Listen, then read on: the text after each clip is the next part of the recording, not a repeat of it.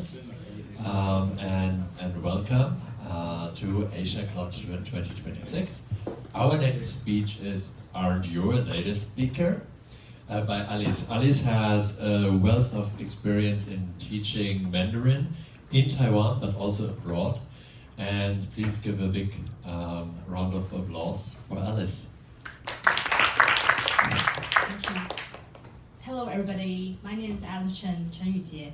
Today I'm going to show you how my student taught me to know more about my own language and culture. You'll start with the question, aren't you a native speaker?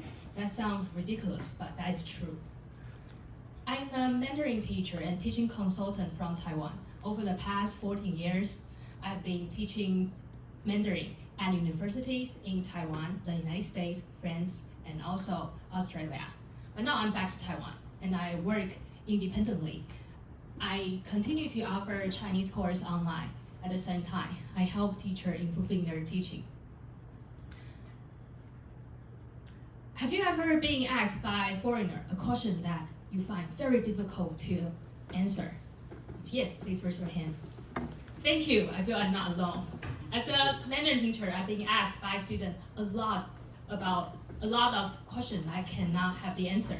So I remember, not long before I started teaching Chinese, a student asked me a question, teacher, what's the difference between 包含 and 包容?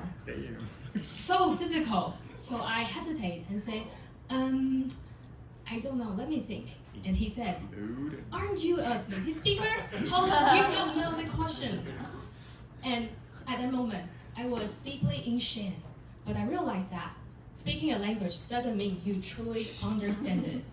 There are even more things beneath the language itself.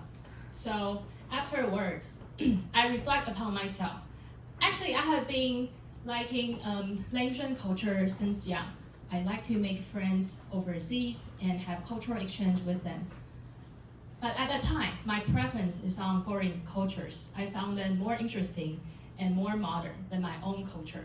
In fact, I despise my own culture, thinking that's boring, outdated. I know I was actually a kind of person that we call 崇洋媚外, blindly worship foreign things in culture.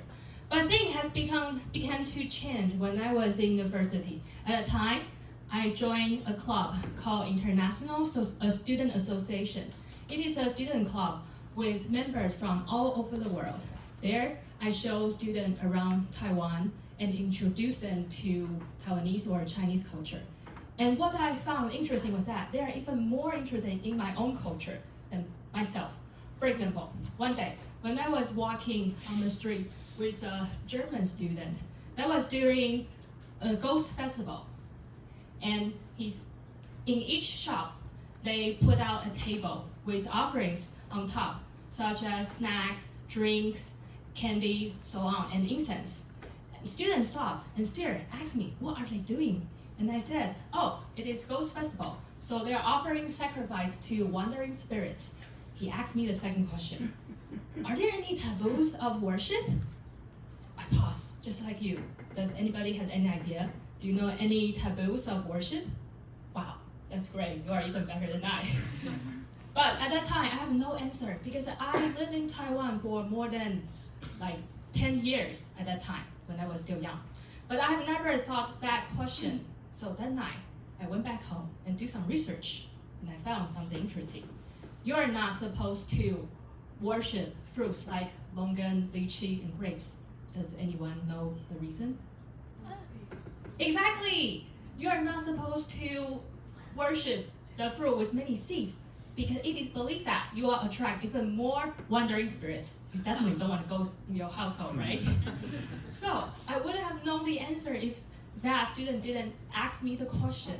And ever since then, I become more and more interested in Chinese language and culture. And later on, I become a Mandarin teacher. Things was getting more and more interesting when I became a Mandarin teacher. Because I realized that understanding a language doesn't mean you understand the culture beneath it. You need to dig it and find something more interesting. That was during a Chinese New Year class. I taught students some greetings in Chinese, such as 恭喜发财, 大吉大利,年年有余，招财进宝. And then Argentinian student raised her hand and said, "Teacher, why are Taiwanese or Chinese people so obsessed with money?" I said, "What?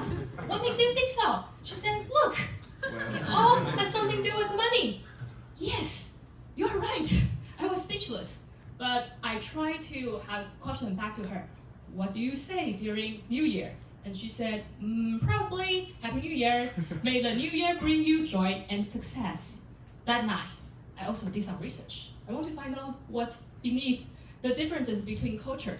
And I figured out that while other cultures, like Western culture, they focus more on spiritual well-being. So they wish people happiness, joy, health, prosperity, success.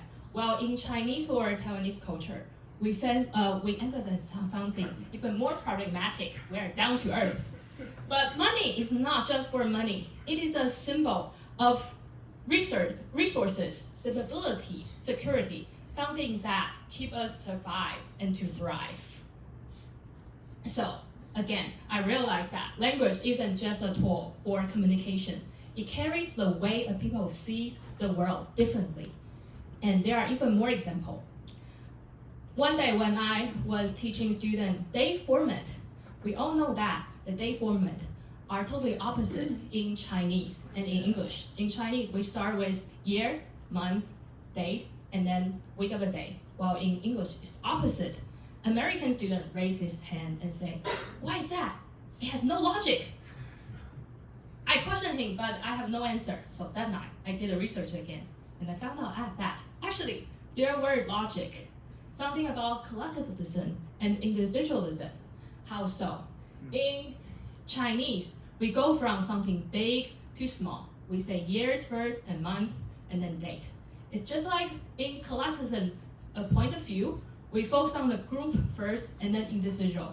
While in Western culture, they focus on individual first, so that they go from small to big, saying date first and then month and then year. Just like Western people focus on individual more than the group. But we, as Asian, we emphasize more on the harmony in the group. So that makes things even more interesting. So that testified, again, language isn't just a tool for communication. It carries the way a people see the world.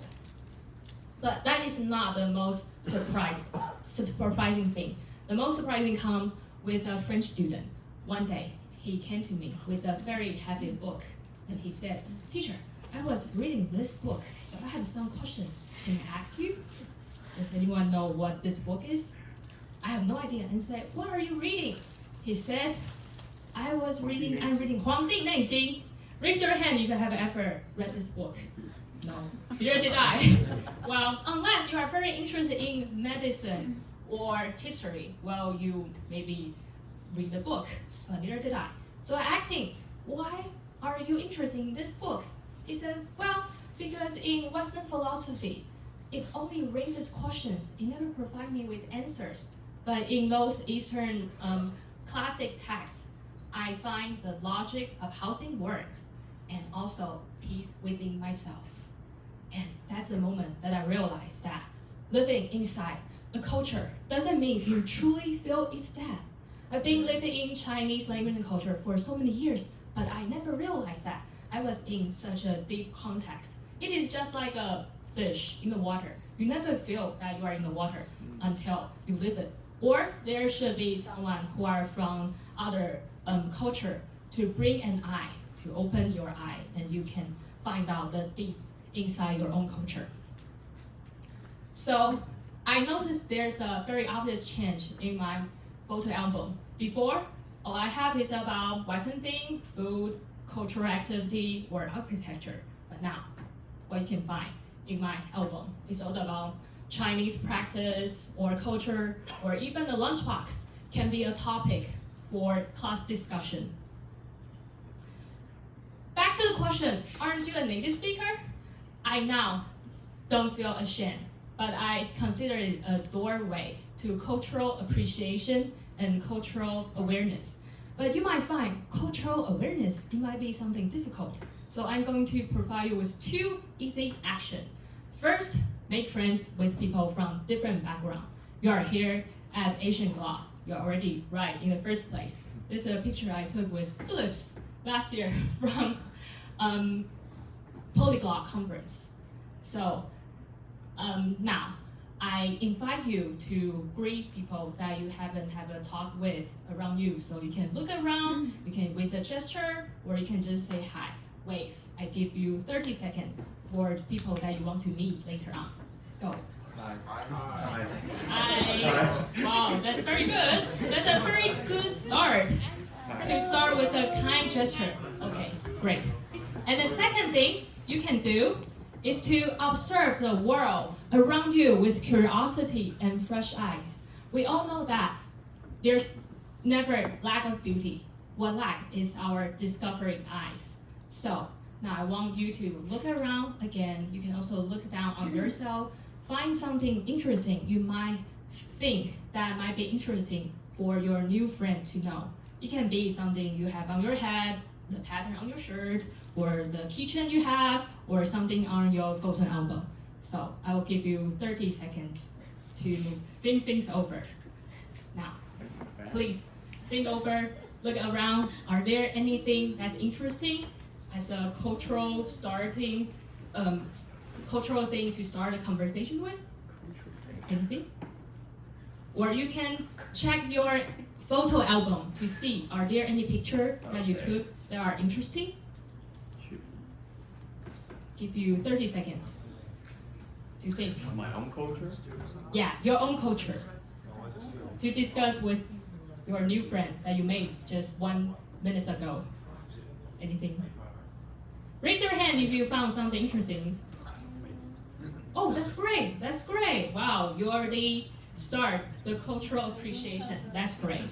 Do you find these two steps difficult? No, not at all. What does that mean? That means you can do it daily at home. So practice daily. You can enrich your cultural awareness and cultural appreciation. 10 years has passed. I still deeply love my job as a language teacher because I don't find a one-way road, but two-way. Not only am I teaching students Chinese language and culture, but I found students are also enriching me to discover more about my own culture. I really like this journey to discover the cultural depth together, because I firmly believe that there are many ways to live, and each one has its own beauty.